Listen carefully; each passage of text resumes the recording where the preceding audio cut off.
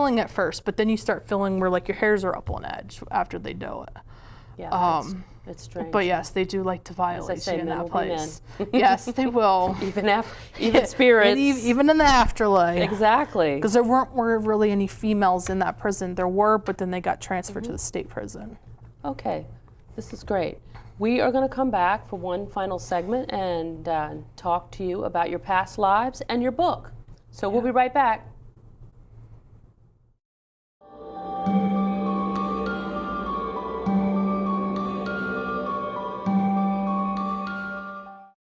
Losing weight's a lot harder than gaining it, but with every step, I lower my risk for type 2 diabetes and heart disease. And that makes every step very much worth the effort. Learn how you can help stop diabetes. Visit checkupamerica.org or call 1-800-DIABETES. I'll never forget the day our landlord called and said, read your lease. No pets allowed. My owner tells him my dog ate the lease, but that didn't work. And now I'm stuck in a shelter. But this pit bull is ready for a new crib. I'm loving, loyal, and play well with others. So don't be intimidated by all my muscles, because the biggest one I have is my heart. That's right, I said it.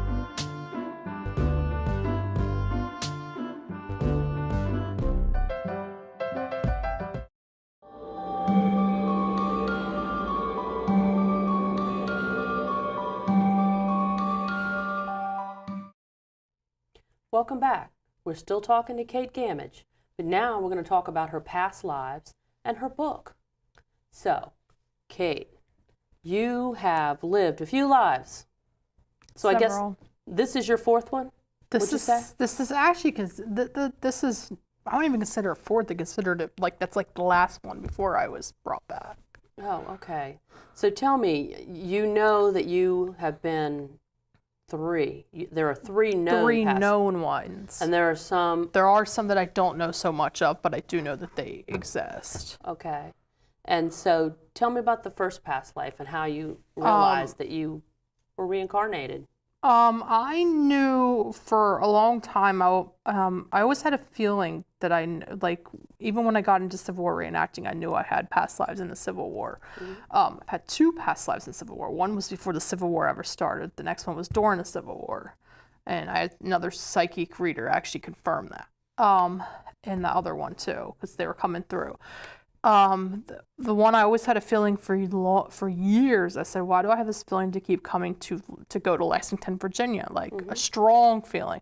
So when we were headed on a family vacation, I went by myself and I ahead of everyone, because that's how I like to do it as psychic, because my family stresses me out to the thing. And as a psychic, it's not good. So I drove ahead, stopped in Lexington, knew exactly where I needed to go to the grave that she was, and his grave too. And I get to this, I should actually say I was Stonewall Jackson's first wife. I was Eleanor Junkin Jackson.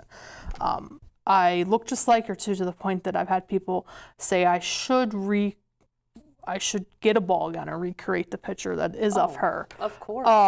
And when I get to the cemetery, the only spot that I thought was weird, but I knew it wasn't coincidence, to be able to park was in front of the church that he once was a preacher at, and her father actually was the main preacher at.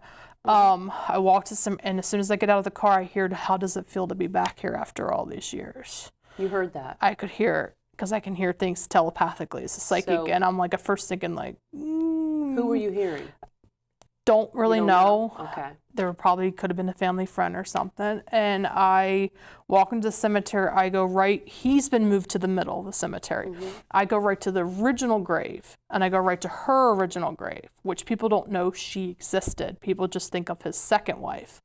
And I go to his grave because I think, oh, that's where he was buried, even though he's been moved. I'll go to her grave, respects, see the other family members, and then walk down to see where he's buried now. And I said, why do they have to move him? And then I end up going to the museum that's in town that's of him and of his second wife, Mary.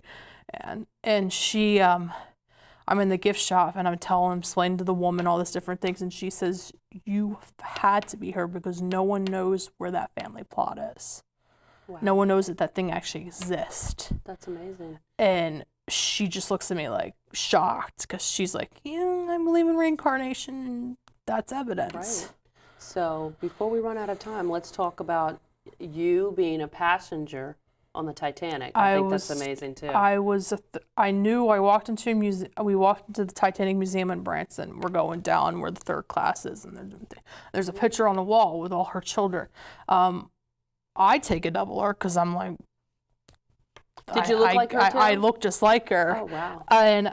And then I was very young then. I was about 12, and my mom looks too. My mom's taking a double look, and she's like, "Wow." Go to find out that that woman died with all 6 children in first class. She was headed to Chicago to see her husband that had come over. Oh.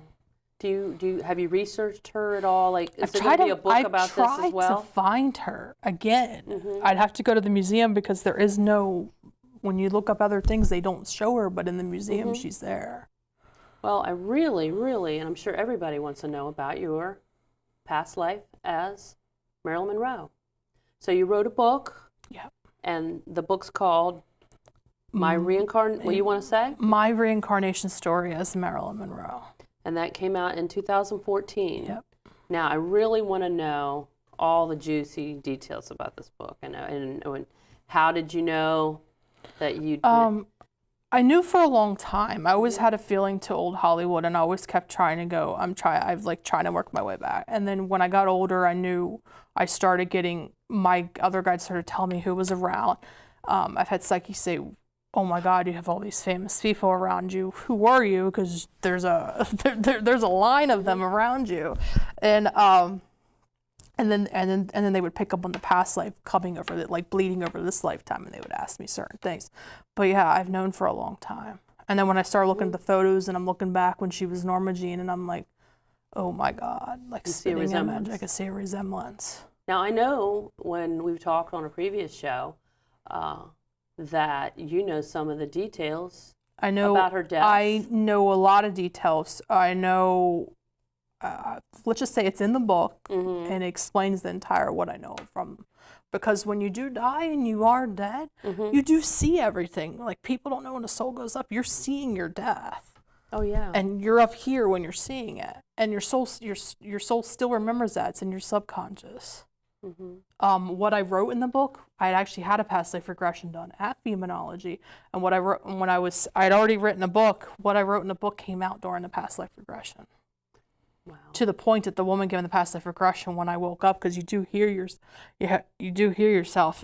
She says, "Oh my gosh," she was in shock because she doesn't expect to have someone that was once famous, coming out of this regression. Do you know any? I know it's in your book probably, but do you know any little, things that people don't really know about? Obviously, you know more about Marilyn Monroe than anyone. I have an besides her. entire list of what I know. And if some of the stuff is not listed, that was never listed on anything out of everything. Wow. So tell me, is there anything else you want to talk about that we haven't covered today? And actually, to find out more about you, we can go to your website. Can you tell us your website? makeupbykate8.com. Okay, so we can find out about all the stuff we've talked about today, about your book, or contact you so that people can find you. So is there anything else that I haven't covered today? No. Have we covered everything? Now, come on, there has to be something. There isn't anything. What are you, and without giving any specific dates or anything, because we never know when our shows are going to air, but what are you up to? Like, are you writing another book? Haven't really been working on another book. I have been busy with a friend of mine. It's more than a friend, but he... I will be at 2 of his shows and not doing any work, just visiting him, and then I'm on a cruise with him in October. Wow, you lead an exciting life. And then before that, I will be at Walker Stalker in Philadelphia. Oh yeah. So you're going to be doing makeup there? Yep. How about readings? I will be doing readings because it gets very stressful with the makeup to the point that I will be doing makeup only. Well, thank you for coming and sharing all your knowledge and information, and we definitely want you to come back, and we can do whole episodes about any of these things. I'd like to see you do some makeup demonstrations or some psychic readings or something like that. So thank you for coming all the way from New Jersey. Yeah, you're welcome. So with that said, want to say thank you for watching the Evermore Paranormal Network. I hope you enjoyed the show. Until next time, peace out.